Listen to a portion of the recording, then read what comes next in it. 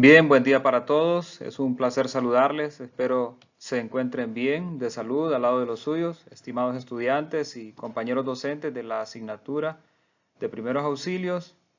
En esta ocasión nos corresponde hablar sobre la clase magistral número 1 de la tercera unidad, que corresponde a situaciones y procedimientos en emergencias.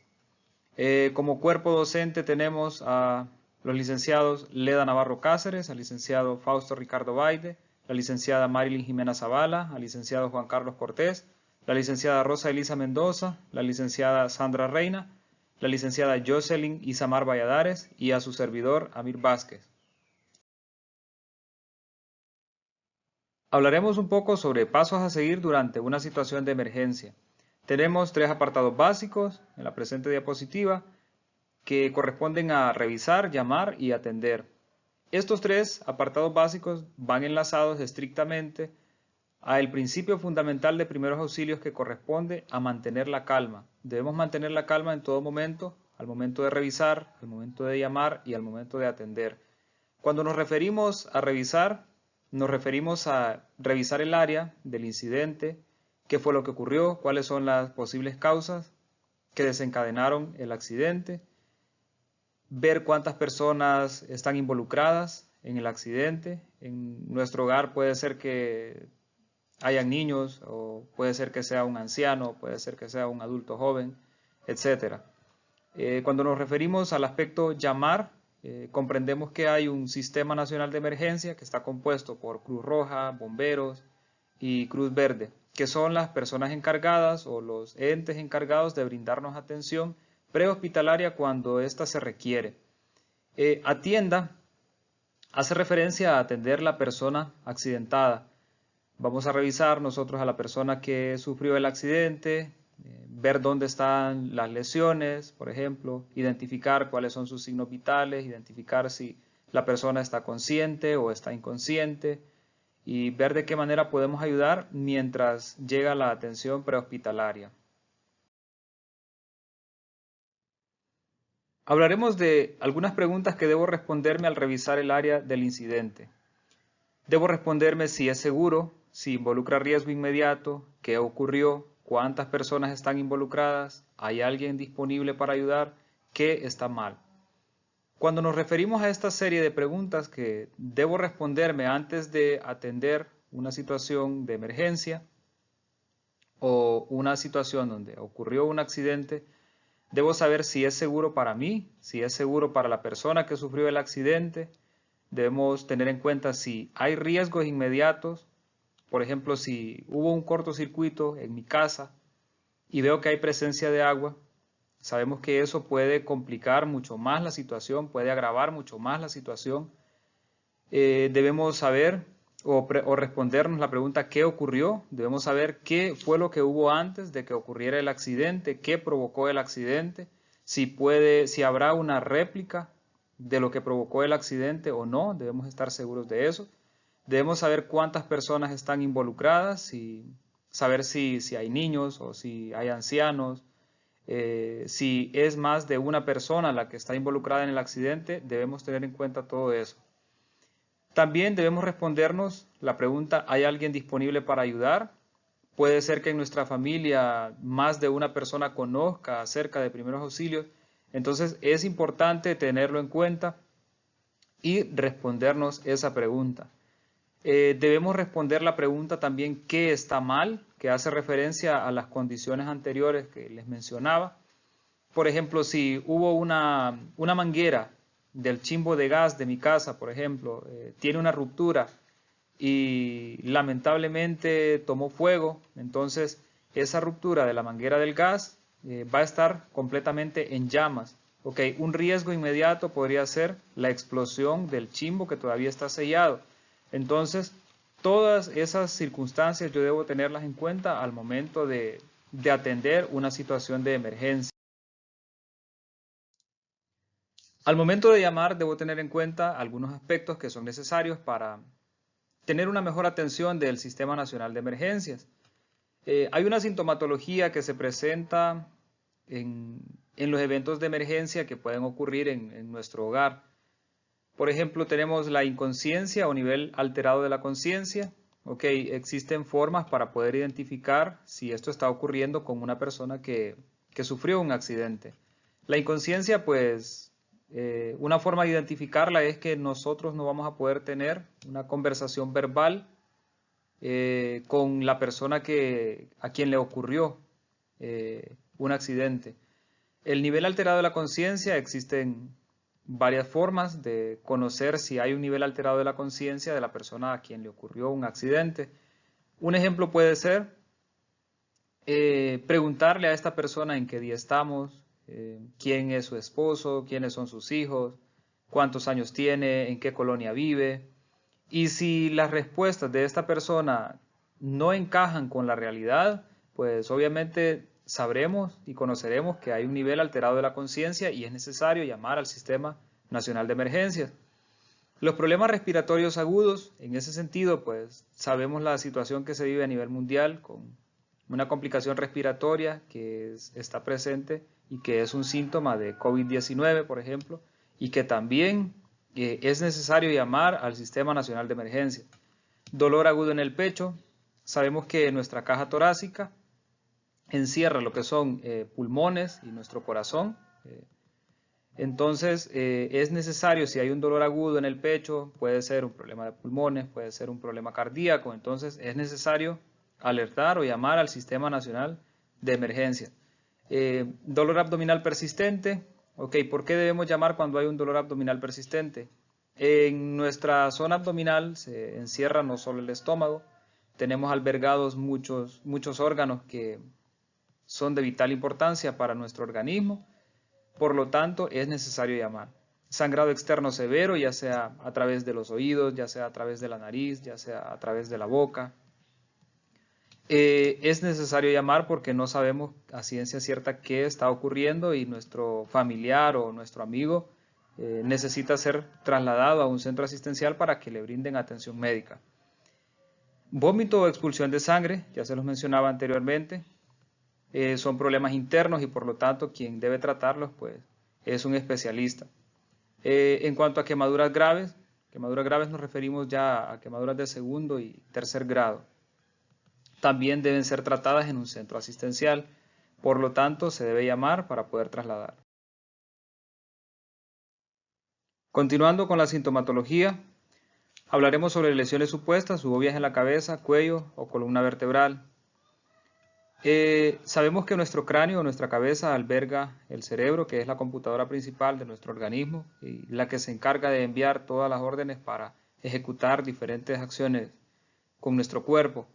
El cuello o la columna vertebral alberga lo que es la médula espinal, que es la encargada de llevar toda la información enviada por nuestro cerebro hacia diferentes partes de nuestro cuerpo o de nuestro organismo. Por lo tanto, una lesión de esta índole representa una situación de emergencia bastante marcada y por lo tanto es necesario llamar. Ok, ¿cómo vamos a proceder si encontramos una lesión en la cabeza, el cuello o la columna vertebral? Se recomienda no mover a la persona, esperar que llegue un paramédico para que pueda atender esta situación. Un supuesto envenenamiento, ¿cómo sabremos que hay un envenenamiento, que nuestro familiar sufrió o tomó la fatal decisión de ingerir productos químicos?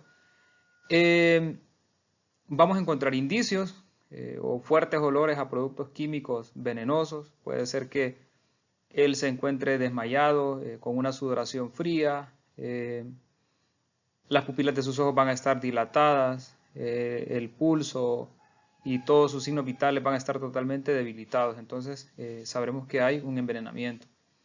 En cuanto a las convulsiones son provocadas por altas temperaturas en nuestro cuerpo, fiebres extremadamente altas o golpes, que son las dos razones comunes por las que una persona puede convulsionar. ¿Qué hacer cuando una persona está convulsionando? Lo único que podemos hacer en ese momento es cuidar o evitar que la persona se golpee, ya sea su cabeza o su cuerpo. Acolchonar para que él no se golpee, ya sea con nuestras manos, evitar que él se golpee. Eso es lo principal y bueno, llamar a la asistencia médica para que lo puedan trasladar a un centro asistencial. Un derrame cerebral ¿Cuándo vamos a saber nosotros que estamos en presencia de un derrame cerebral? Puede ser que una persona que sufrió un derrame cerebral pierda la movilidad en la parte lateral derecha, por ejemplo, de todo su cuerpo. Él o ella van a poder mover perfectamente su mano, su brazo izquierdo, su pie y su pierna izquierdo, pero el lado derecho va a estar completamente quieto e inmóvil, no va a poder ejecutar ningún movimiento con ese lado de su cuerpo. En el rostro también se va a encontrar la pérdida de control de uno de los lados de la cara, ya sea el derecho, ya sea el izquierdo, y va a haber un leve deslizamiento de la piel del lado, ya sea del lado derecho o del lado izquierdo, de su rostro. Entonces, esa es la forma de detectar que estamos en presencia de un derrame cerebral. Un incendio u explosión están enlazados. Puede ser que un incendio provoque una explosión posterior o puede ser que una explosión provoque un incendio posterior. En estos casos, si el incendio o la explosión son de una magnitud que no se puede controlar, pues es necesario llamar al Sistema Nacional de Emergencia para que nos puedan ayudar. Áreas corporales deformes o inflamadas, bueno, en este caso, pues, por lo general son fracturas o inflamaciones, pueden representar también golpes internos en nuestro organismo, en el organismo de la persona que sufrió el accidente, y por lo tanto también va a ser necesario llamar. De las fracturas, pues hablaremos un poco más adelante, que también generan deformidades, y eso se lo voy a explicar un poquito más adelante. Las fracturas expuestas, ok, hablaremos de estas aquí mismo. En cuanto a las fracturas expuestas, pues obviamente va a haber un hueso que atravesó todo lo que era el tejido blando de la piel, y entonces en este caso, pues lo que se debe hacer es inmovilizar y esperar a que la atención médica llegue o el paramédico llegue para que lo podamos trasladar a un centro asistencial. Elementos a considerar al momento de atender a una persona que sufrió un accidente. Ok, debemos tener claro no causar más daño. Ese es uno de los elementos principales en los primeros auxilios. Revisar la respiración y el estado de la conciencia de la persona. Ok, hablábamos en una diapositiva anterior. Cómo identificar a una persona consciente y cómo identificar a una persona que tiene un estado alterado de la conciencia o que está inconsciente. La respiración también es un dato bastante importante para saber si una persona está consciente o está inconsciente. Cuando una persona está inconsciente, pues va a tener una respiración extremadamente lenta y nos va a dar la referencia para saber que es una persona que posiblemente ha perdido el estado de la conciencia. Ayudar a que la persona descanse en una posición cómoda. Ok, esto siempre y cuando no sea un accidente que haya provocado una lesión a nivel de la cabeza o a nivel del cuello o columna vertebral. Debemos tener mucho cuidado con eso, ya que si movemos a una persona que sufrió una lesión a nivel de la columna vertebral, podemos agravar más la situación. O una persona que sufrió una lesión en su cuello y la movemos, pues podemos agravar mucho más la situación. Entonces debemos tener cuidado con esos apartados. Si movemos a una persona que sufrió una lesión en las áreas anteriormente mencionadas, pues estaríamos rompiendo el primer punto que aparece en esta diapositiva, que sería no causar más daño. Entonces sería un procedimiento contraproducente. Entonces no estaría enmarcado en cuanto a los principios de primeros auxilios. Evitar que la persona sufra frío o calor excesivo. Cuando una persona sufre frío excesivo, se le llama hipotermia o pérdida sustancial de la temperatura de su cuerpo. En cuanto al calor excesivo, es conocido también como hipertermia, que es la exposición al calor excesivo, y por lo tanto el calor excesivo le puede provocar llegar a convulsiones. Por ejemplo, una fiebre elevada arriba de los 39 grados puede producir una convulsión y sería un ejemplo de calor excesivo. Tranquilizar a la persona, si la persona está consciente, pues hablar con ella, no dejar de hablarle y decirle que todo va a estar bien y que le estamos brindando la ayuda para poder estabilizarlo. Dar atención específica que sea necesaria. Okay, si la lesión es en su pierna derecha, pues nosotros como conocedores de primeros auxilios, pues vamos a atender la pierna derecha, que es lo que corresponde, que es donde se ubica la lesión.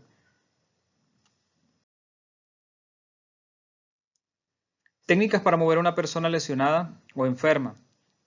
Ok, en este apartado vamos a dejar algo en claro antes de empezar, que esto es para personas que están conscientes en algunos casos y en otros casos puede ser para algunas personas que han perdido el estado de la conciencia.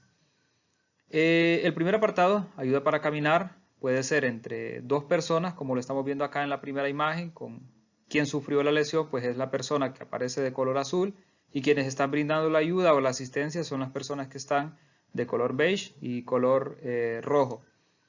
Esta es una forma, una técnica de brindarle ayuda a una persona que sufrió una lesión en su pierna, pero está consciente y puede desplazarse con la otra pierna. Transporte tipo silla entre dos personas, que es la que aparece acá en la segunda imagen, con la persona que sufrió la lesión, pues es el caballero que está de camisa café y con fondo azul o gris, y las personas que están elaborando la silla para poder transportarlo, pues es el caballero del casco amarillo y el del casco blanco. Arrastre mediante la ropa, pues con la tercera imagen que está ahí, en este caso puede ser una persona que ha perdido la conciencia y que no tenemos forma de cómo movilizarlo. En este punto es importante recalcar el cuidado o la protección de la cabeza. Como pueden ver en la imagen, él está colocando sus manos justo casi por debajo de la cabeza y agarrándolo por atrás del cuello de su camisa para poder arrastrarlo hacia un lugar seguro. Estos desplazamientos o estas técnicas para mover a una persona lesionada se ponen en práctica o se llevan a cabo o se ejecutan cuando el lugar donde ocurrió el accidente no es muy seguro, entonces es necesario desplazar a una persona hacia un lugar más cómodo. Arrastre mediante la ropa, ok, ya se los explicaba. Transporte con sábana, ok, también es parecido al arrastre mediante la ropa. Esto puede ser para una persona que sufrió un desmayo y yo necesito moverla a un lugar más ventilado, por ejemplo, para que tenga una mejor entrada de aire para que pueda restablecerse. Entonces, si yo estoy solo, puedo moverlo con una sábana, arrastrarlo hacia un lugar más cómodo. Arrastrar por los tobillos, ok, en este caso se puede utilizar este tipo de arrastre, que es la última imagen que aparece acá, con una persona que está consciente pero que no se puede mover o que está demasiado débil pero sí puede hablar. Igual hay que tener mucho cuidado al momento de ejecutar estos arrastres, que sea en una superficie o en una instalación donde no se vaya a golpear la cabeza, donde el arrastre no vaya a afectar su cabeza. Entonces, eso en cuanto a los tipos o técnicas para mover a una persona lesionada. Ok, terminología a tratar. En cuanto a relacionado con fracturas, esguinces y luxaciones. Ok, un esguince tenemos que es una lesión de ligamentos de una articulación, generalmente, debido a algún movimiento forzado que escapa a la movilidad normal de una articulación. La luxación es el desplazamiento sufrido por el extremo de un hueso que forma parte de una articulación causando una lesión en los ligamentos de los tejidos suaves que se encuentran alrededor y dentro de una articulación. La fractura, pues ruptura o pérdida de la continuidad de un hueso y puede ser completa o incompleta. Ya vamos a ver en la próxima diapositiva. Ok, fracturas. Las fracturas, tenemos otra terminología aquí también que es relacionada con fracturas y habla de la ruptura completa, pequeña o una grieta en el hueso. Las fracturas pueden ser abiertas o cerradas. Una fractura abierta implica una herida abierta, o sea, la ruptura del tejido blando y la piel. Eso sería una fractura abierta o fractura expuesta. Aquí en la imagen tenemos el ejemplo de un hueso agrietado, una grieta, una pequeña grieta en el hueso que representa una fractura o es un tipo de fractura. Hueso roto completamente sería una fractura completa de radio y cúbito, como lo pueden ver acá en la imagen. un hueso descascarado, que también representa una fractura. En cuanto a los esguinces y luxaciones, podemos decir que es la ruptura de los ligamentos de una articulación. Los esguinces por lo general siempre se dan, o uno de los ejemplos más claros que hay de esguinces es en la parte de los tobillos. ¿Y cómo nosotros podemos identificar que es un esguince? Ok, saltamos en una situación jugando baloncesto, por ejemplo, saltamos y caímos con el pie de lado al momento de hacer contacto después del salto. Al momento de hacer contacto con el piso o con el suelo, caímos con el pie doblado o flexionado hacia adentro. Entonces ocurrió una lesión en el tobillo. Entonces, ¿qué va a ocurrir después de esa lesión? El tobillo se va a inflamar y va a tomar un color azulado o un color morado, como decimos nosotros. Entonces, de acuerdo al estudio médico que se haga, sabremos si es un esguince de grado 1, grado 2 o grado 3. Los esguinces de grado 1, por lo general, al aplicar hielo y reposo, pues se pueden regenerar. Ya en cuanto a los esguinces de segundo y tercer grado, ya son considerados esguinces graves. Y en su caso, algunos esguinces, por ejemplo los de segundo grado, necesitan ser inmovilizados a través de un yeso. Y los esguinces de tercer grado, pues algunos requieren cirugía. Sintomatología relacionada con esguinces, luxaciones y fracturas. Dolor al movimiento o al tacto. Es posible que una persona que ha sufrido un esguince, una luxación o una fractura, no tolere el contacto con la mano o no permita que la persona que quiere ayudarlo toque el área lesionada porque va a sentir extremadamente fuerte el dolor o un dolor intenso en esa zona donde ocurrió la lesión. Moretones e hinchazón considerables en los esguinces, máximo 5 minutos, 6 minutos el tobillo, si fue una lesión en el tobillo o un esguince en el tobillo, va a estar completamente inflamado. ¿Qué se recomienda cuando ocurre un esguince en el tobillo? Se recomienda no retirar los tenis. El tenis sirve como una férula que mantiene en su lugar lo que es el tobillo y este va a ser retirado hasta que él tenga asistencia médica. No es recomendable retirarlo antes.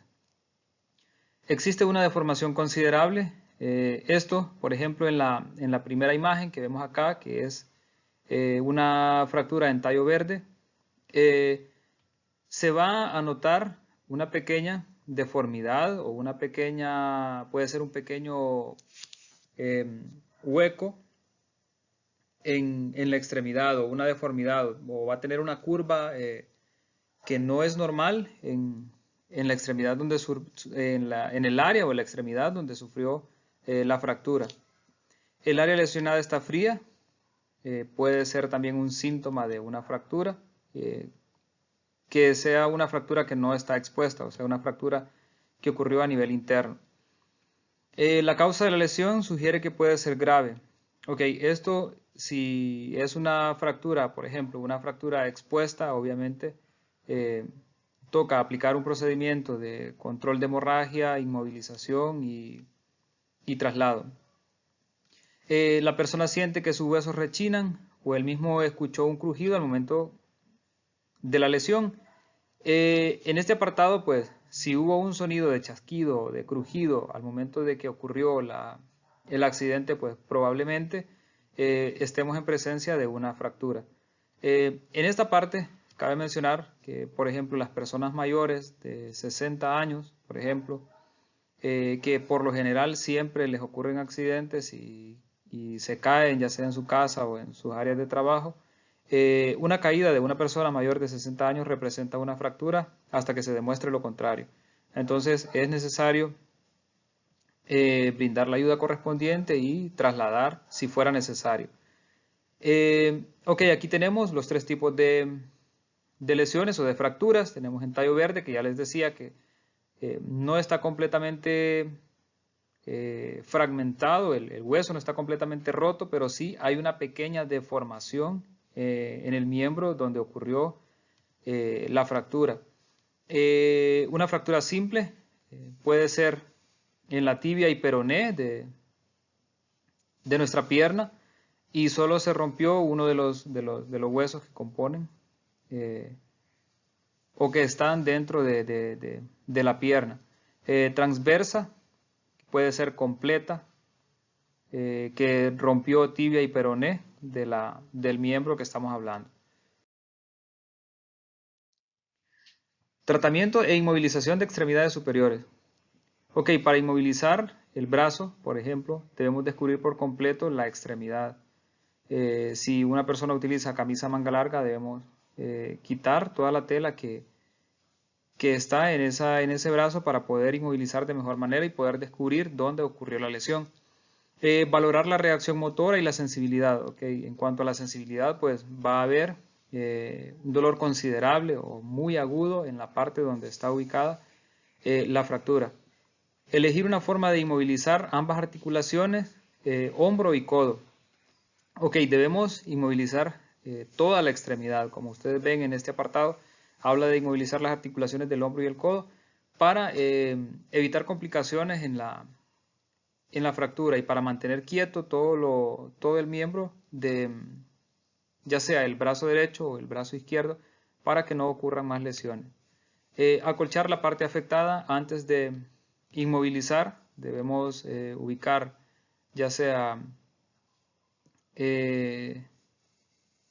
puede ser un poco de tela, puede ser algo suave que amortigüe la inmovilización que nosotros vamos a aplicar posteriormente. Colocar una férula en la parte interna del brazo, ya vamos a ver en la próxima diapositiva qué es una férula. Una férula es algo que nos va a servir para inmovilizar la extremidad donde está la lesión. Sujetar la férula con pañuelos, cinta de zapatos, cordones de tela o gasa de rollo. En este caso también podemos utilizar una corbata si fuera necesario para inmovilizar la férula y el brazo. Sujetar la parte afectada con un cabestrillo de tela. Ok, un cabestrillo de tela es algo que nos sirve para mantener el brazo en esta posición, atado desde nuestros hombros hacia el brazo. Eso nos sirve también para inmovilizar. Ok, inmovilización del codo. Descubrir por completo el área afectada, ya lo mencionábamos anteriormente, el motivo o la razón por qué. Valorar la reacción motora y la sensibilidad, también ya lo mencionábamos. Acolchar el área a inmovilizar, también. Sujetar la extremidad afectada, cuidando de no movilizar el codo. Colocar una férula que cubra la distancia del brazo al antebrazo en diagonal al codo. Fijar la férula con pañuelos, cintas de zapato, cordones de tela o gasa de rollo sin presionar el codo. Colocar un cabestrillo.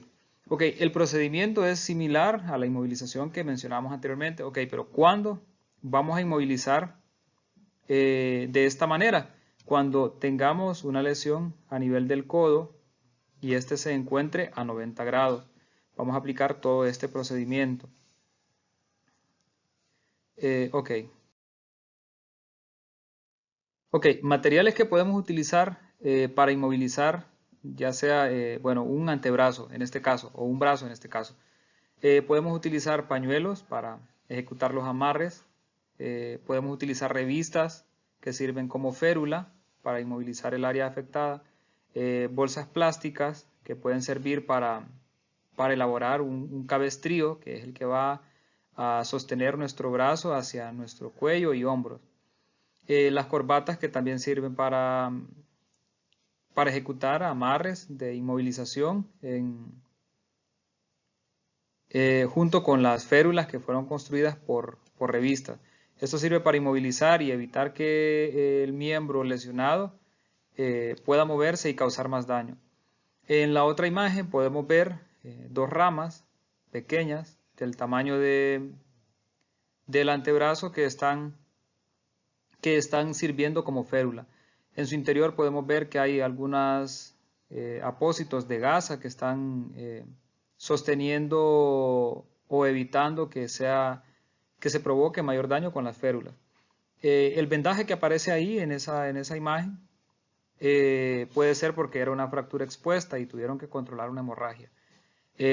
Acá en la última imagen pues encontramos un cabestrillo que puede ser elaborado perfectamente con un pedazo de tela. Ok, haremos una breve retroalimentación de la inmovilización de antebrazo y muñeca que veíamos en las diapositivas anteriores. Debemos tener en cuenta que es una de las lesiones más comunes y que pueden ocurrir en nuestros hogares o en cualquier lugar. Sabemos y debemos tener claro que debemos descubrir por completo la extremidad donde se encuentra la lesión, valorar la reacción motora y la sensibilidad. De esta forma nosotros identificaremos si hay o no una posible fractura. Debemos elegir un objeto para simular una férula e inmovilizar. Ya veíamos en la diapositiva anterior que podemos utilizar una revista, trozos de madera que sean pequeños o ramas que puedan servir como férulas, siempre y cuando no sean extremadamente grandes y no vayan a causar más daño a la persona que sufrió la lesión. Acolchar el área lesionada, esto para que las férulas no vayan a causar incomodidad en la extremidad que estamos inmovilizando. Colocar la férula en la parte interna del antebrazo. ¿Por qué en la parte interna? Porque en esa parte va a haber un apoyo con nuestro cuerpo y va a ser mucho más estable. Y si en un dado caso se necesita revisar o los paramédicos necesitan revisar cuando ya ellos estén ejecutando un traslado, si es necesario, pues la férula va a estar en la parte interna y ellos van a poder trabajar en la parte externa sin ningún problema. Fijar la férula con pañuelos, cintas de zapato, cordones de tela o gasa de rollo sin presionar el codo. Ok, las articulaciones no deben estar presionadas en ningún momento, solo tienen que estar inmóviles. Esto para reducir el dolor y mantener controlada la situación. Colocar acolchonamiento al hueso de la mano, al hueco de la mano, perdón. Siempre es importante cuando se ejecuta una inmovilización agrupar un poco de tela y ponerlo debajo del hueco de la mano para que se mantenga más estable. Dejar los dedos visibles para monitorear signos de irrigación y llenado capilar. Cuando hacemos o cuando realicemos una inmovilización debemos dejar siempre los dedos libres para que los paramédicos, por ejemplo, puedan realizar o puedan revisar lo que es llenado capilar, lo que es saturación de oxígeno y todo lo demás. Tenemos algunas referencias bibliográficas por si ustedes necesitan indagar más sobre el tema o leer un poco más sobre esto, pues aquí aparecen 3 referencias bibliográficas que son útiles y que fueron utilizadas en la elaboración de estas diapositivas.